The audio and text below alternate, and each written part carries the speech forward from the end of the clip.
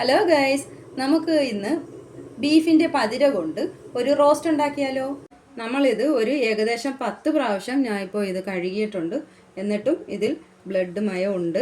കണ്ടോ, ഇനിയും ഒരു 4-5 വട്ടം കൂടി ഇത് കഴുകണം. നല്ല ബ്ലഡാണ് ഗൈസ് ഇതിനകത്ത്.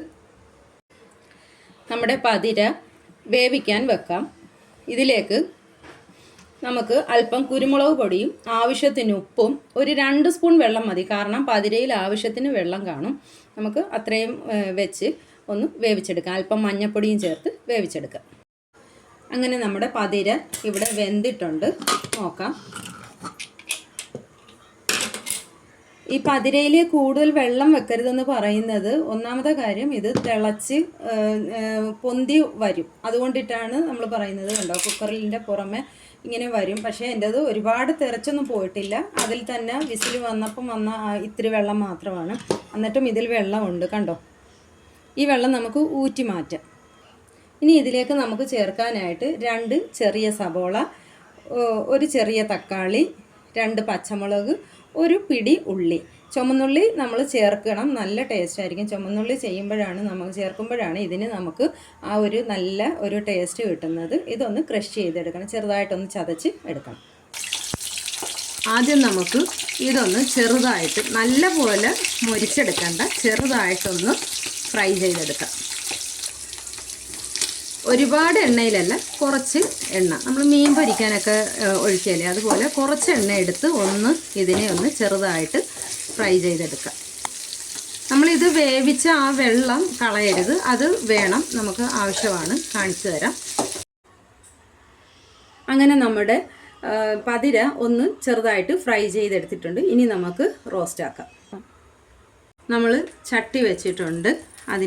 അതിലേക്ക് എണ്ണ ഒഴിച്ചു കൊടുക്കുക. ഇതിലേക്ക് വേപ്പില ഇട്ട് കൊടുക്കാം. സബോള,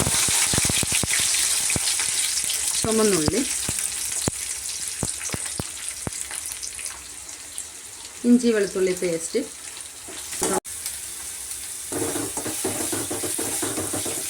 ഇതിലേക്ക് ഒരല്പം ഉപ്പ് ചേർത്ത് കൊടുക്കുക. എന്നിട്ട് ഇവയെല്ലാം കൂടെ നല്ലപോലെ ഒന്ന് മിക്സ് ചെയ്യുക. തക്കാളി കൂടി ആഡ് ചെയ്ത് കൊടുക്കുക. നമ്മുടെ പതിര വേവിച്ചപ്പോൾ അതിൽ നമ്മൾ ആവശ്യത്തിന് ഉപ്പ് ഇട്ടിട്ടുണ്ട്. ഇത് ഈ മസാലയ്ക്ക് വേണ്ടിയിട്ട്, അതായത് ഈ ഗ്രേവിക്ക് വേണ്ടിയിട്ട് മാത്രമുള്ള ഉപ്പ് ചേർത്ത് നല്ലപോലെ വഴറ്റിയെടുക്കുക. ഇപ്പോൾ നമ്മുടെ നല്ലപോലെ സവാളയൊക്കെ വഴഞ്ഞു വന്നിട്ടുണ്ട്. അതിലേക്ക് ഒരു 1/4 ടീസ്പൂൺ മഞ്ഞൾപ്പൊടി ചേർത്ത് കൊടുക്കാം. 1/2 സ്പൂൺ മസാലപ്പൊടി ചേർത്ത് കൊടുക്കാം. 1/2 സ്പൂൺ മല്ലിപ്പൊടി ചേർത്ത് കൊടുക്കാം. 1 സ്പൂൺ മുളക് പൊടി.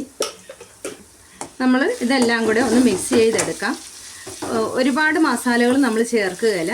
കാര്യം നമുക്ക് ആ പതിരയാണ് മുന്തിച്ച് നിൽക്കേണ്ടത്, എന്നാലേ അതിനൊരു ടേസ്റ്റ് കിട്ടുകയുള്ളൂ. ഈ മസാലയിലേക്ക് ആ പതിരയിലെ വെള്ളം നമുക്ക് ചേർത്ത് കൊടുക്കാം. ഞാൻ പറഞ്ഞില്ലേ, പതിരയിലെ ആ വെള്ളം, വെന്ത വെള്ളം കളയരുത്, നമുക്ക് ആവശ്യമുണ്ടെന്ന്. അത് നമുക്ക് ഈ റോസ്റ്റിലേക്ക് ഒഴിച്ചു കൊടുക്കാം. കണ്ടോ, ആ വെള്ളം ഇതിലേക്ക് മുഴുവനും ആയിട്ട് ചേർത്തിട്ടുണ്ട്. ഇത് നല്ല പോലെ ഒന്ന് വറ്റി വന്ന് കഴിയുമ്പോഴത്തേക്കും നമുക്ക് പതിരയെ ആഡ് ചെയ്ത് കൊടുക്കാം. വെള്ളം നല്ല പോലെ വറ്റി വന്നിട്ടുണ്ട്. അതിലേക്ക് ഈ പതിരയെ ചേർത്ത് കൊടുക്കാം.